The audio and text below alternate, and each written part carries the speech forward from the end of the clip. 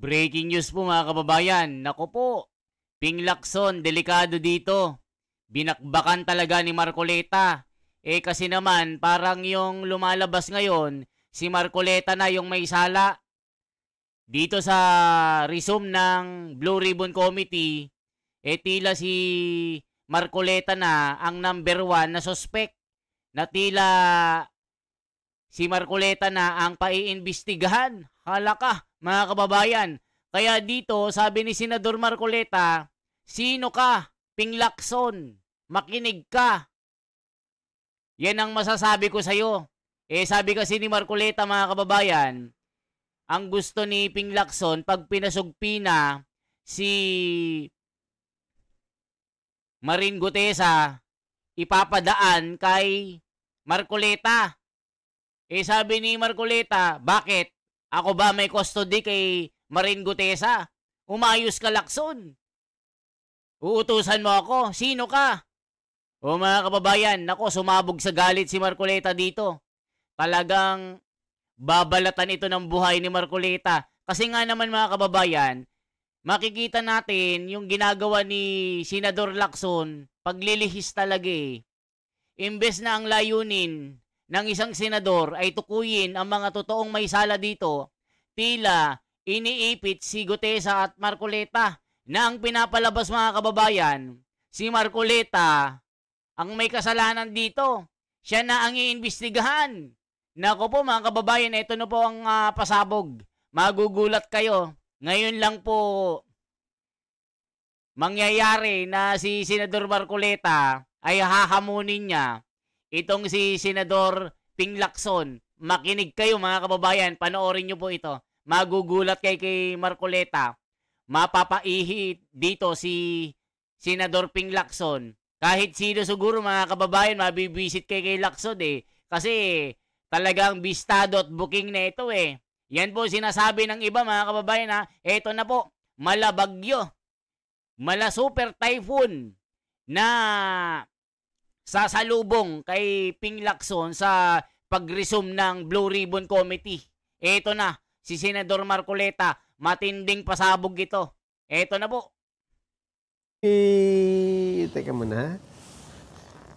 Ayun, happy viewing kay Tita Mids Lacsamana, Sen. Siya daw po ay magpapadala ng pili at cashew nuts na may kasamang yema at pasensya at may hopya pa. Talaga na. Ang dami.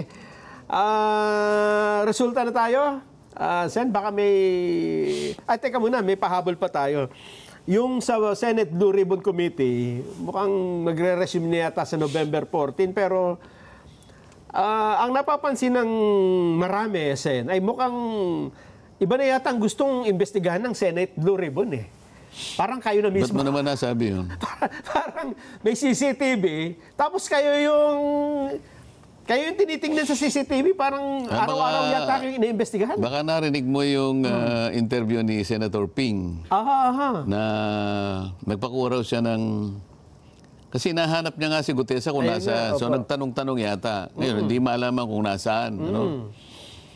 Ngayon, tinanong siguro, paano nyo mapapasabpina kung hindi nyo alam kung nasaan? Basta i-course ko yung sabpina sa opisina ni Senator Marcoleta. Sabi ko naman sa sarili ko, paano niya gagawin yun? Uutusan niya ako? Ibibigay subpina sa iyo para dalhin kay gano'n ba yan? Para utusan niya ako? Parang hindi na ganito yung yung legal at kung ano yung dapat natuntunin namin sa Senado. Hindi mo pwedeng utusan ang kapwa mo, Senador. Di ba? Anong dahilan? At anong authority niya? Kailangan nakabase lahat sa tuntunin, sa katwiran, sa batas. Bakit? Ako bang may custody kay Gutesa? Hindi nga. Dinala lang sa Kaya tatanungin ko siya, bakit mo kinuro sa akin ito? Iniinsulto mo ba ako? Kung ayaw niyang makarinig ng ganun, kaya ko lang naman sinasabi, parang insulto naman sa akin yun. Ba't mo i-course sa akin? Sino ka ba? First of all, asan ang authority? Bakit mo sa akin i-course? Tsaka bakit pa CCTV ka? Sabi, dapat daw hindi ako onion skin. Hindi ako onion skin. Pero tinatanong ko, tama ba yung ginagawa mo? Ba't kinakailangan kunin mo yung CCTV nang dumating si Gutesa sa aking opisina. Kinunampan niyo kung anong oras eh. At kung sino yung sumundo. Alam ka naman, pasusundo ko yung hindi ko kilalang tao o sunduin mo, merong isang taong nagngangalang ganito, nangako siya na pupunta rito, tingnan mo kung makakarating, kung hindi, wala tayong magagawa. Nagkataon naman, dumating. So dumating daw at dinala sa aking opisina. Eh, kanina pupunta yung tao, hindi ka akong kausap. Nini-expect ba niya na sa kanya pupunta? So tatanungin ko lang sa kanya, is there anything surreptitious or criminal? So ibig ba sabihin, under surveillance ako sa'yo, sino ka ba? Ito yung punto eh. Kaya alam mo, natin sa pinag-uusapan natin, hindi ba tayo iisang layunin natin? Hindi ba tayo magkasangga rito? Ano bang pakay mo? Akala ko ba sinusuri natin, tinitingnan nating mabuti, alang-alang sa kapakinabangan ng ating bansa, na salaula ng ating bansa. Ang aking pakay, matukoy natin kung sino ang malaking isda. Ba't tayo mo kung tulungan dito? Dating bes na tulungan mo kung ano pinaggagawa-gawa mo. Di ba? Kung gusto mo makarinig ng ganito sa letra, subukan mo. Hindi ako nag-umpisa nito, ha?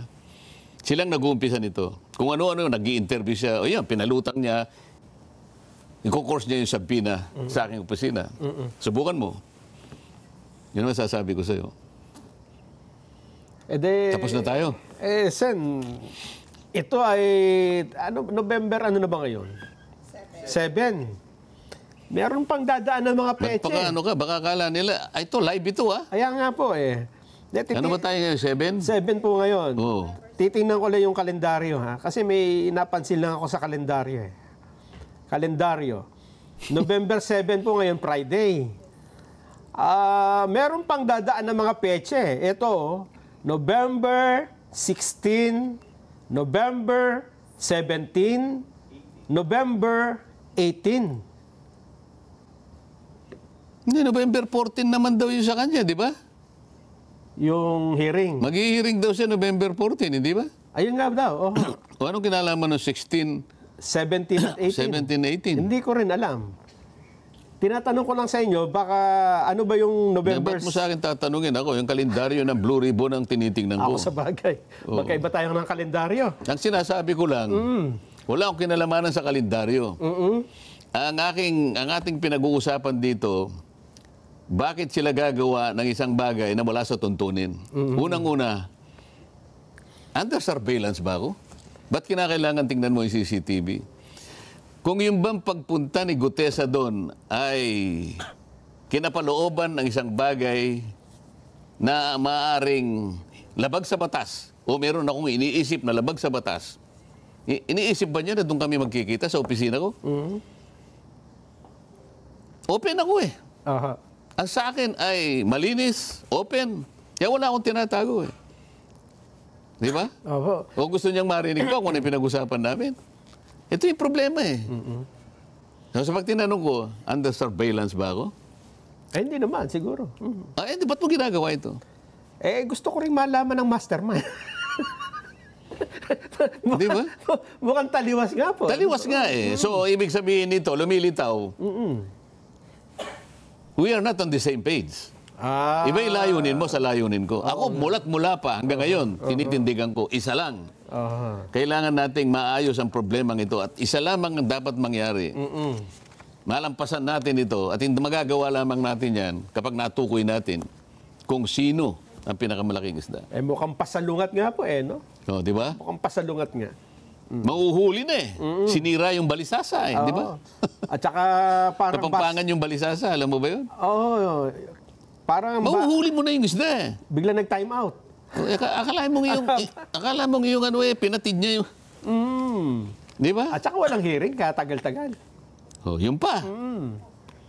Pareho Senate Blue Ribbon tsaka ICI. Tinangka niya na mag-resign muna.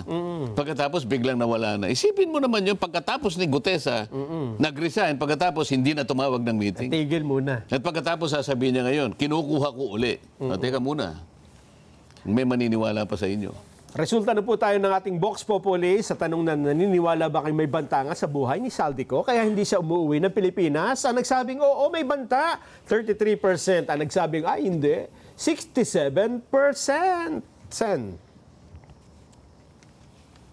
Kung ano masasabi natin dyan. Pasalamatan na lang natin ang ating mga kababayan. Lalong-lalo na pong kayong nagtiyaga. Sana po ay nakatulong kami sa ikaliliwanag ng mga ilang pangyayari at sana po ang inyong hapunan, napakasarap po ng inyong ulam. Ayan. So yan mga kababayan, sana Ping Lacson na rinig mo at nakapanood ka ng saganang mamayan. Kasi ikaw salungat yung ginagawa mo kay Senador Marcoleta. You are not in the same page. You are not in the same surface. Ibig sabihin si Marcoleta sa ilalim, ikaw naman sa ibabaw. Kumbaga parang salungat na salungat ang ginagawa mo. Gustong hulihin ni Senador Marcoleta yung tunay na culprit, ikaw naman, gusto mong itago. Kaya sabi ni Marcoleta, sino ka ba? Para utusan ako na itong sugpina ni Marin Gutesa sa akin mo i-relay. Sino ka ba? Di ba mga kababayan?